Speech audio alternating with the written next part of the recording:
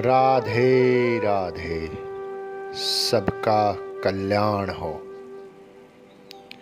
शमशान में जब महर्षि दधीचि के मांस पिंड का दाह संस्कार हो रहा था तो उनकी पत्नी अपने पति का वियोग सहन नहीं कर पाई और पास में ही स्थित विशाल पीपल वृक्ष के कोटर में 3 वर्ष के बालक को रख स्वयं चिता में बैठकर सती हो गई। इस प्रकार महर्षि दधीचि और उनकी पत्नी का बलिदान हो गया, किंतु पीपल के कोटर में रखा बालक भूख प्यास से तड़प तड़प कर चिल्लाने लगा।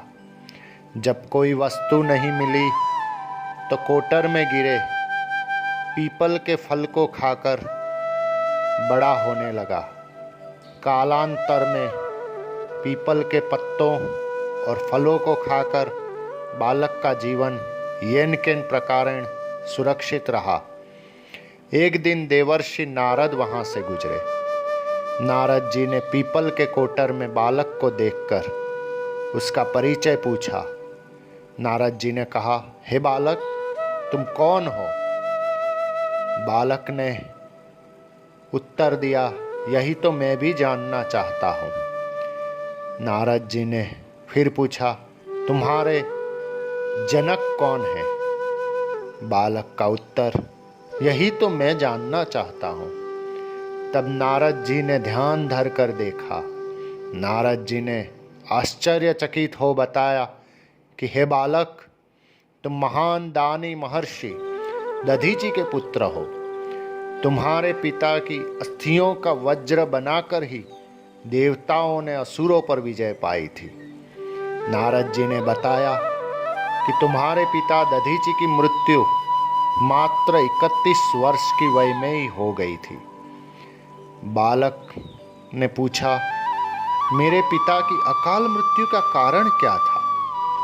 नारद जी ने कहा, तुम्हारे पिता पर शनिदेव की महादशा थी। बालक ने फिर नारद जी से पूछा, मेरे ऊपर आई विपत्ति का कारण क्या था? नारद जी ने कहा, शनिदेव की महादशा।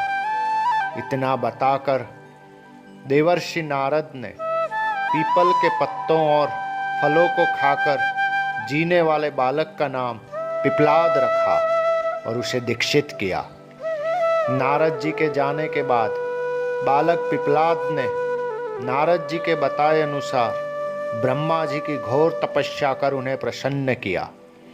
ब्रह्मा जी ने जब बालक पिपलाद से वर मांगने को कहा तो पिपलाद ने अपनी दृष्टि मात्र से किसी भी वस्तु को जलाने की शक्ति मांगी। ब्रह्मा जी से वरदान मिलने पर सर्वप्रथम पिपलाद ने शनिदेव का आह्वान कर अपने सन्मुख प्रस्तुत किया और सामने पाकर आंखें खोलकर भस्म करना शुरू कर दिया। शनिदेव सशरीर जलने लगे। ब्रह्मांड में कोलाहल मच गया। सूर्य पुत्र शनि की रक्षा में सारे देव विफल हो गए। सूर्य भी अपनी आंखों के सामने अपने पुत्र को जलता हुआ देखकर ब्रह्मा जी से बचाने हेतु विनय करने लगे। अंततः ब्रह्मा जी स्वयं पिपलाद के सन्मुख पधारे और शनिदेव को छोड़ने की बात कही, किंतु पिपलाद तैयार नहीं हुए। ब्रह्मा जी ने एक के बदले 2 वरदान मांगने की बात कही। तब पिपलाद ने खुश होकर 2 वरदान मांगे।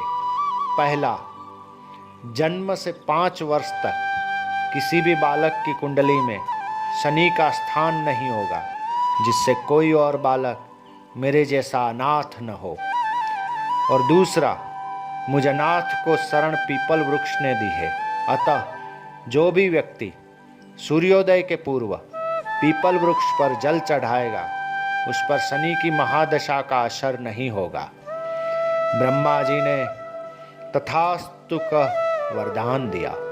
तब पिपलाद ने जलते हुए शनि को अपने ब्रह्मा दंड से उनके पैरों पर आघात करके उन्हें मुक्त कर दिया, जिससे शनिदेव के पैर क्षतिग्रस्त हो गए और वे पहले जैसी तेजी से चलने लायक नहीं रहे।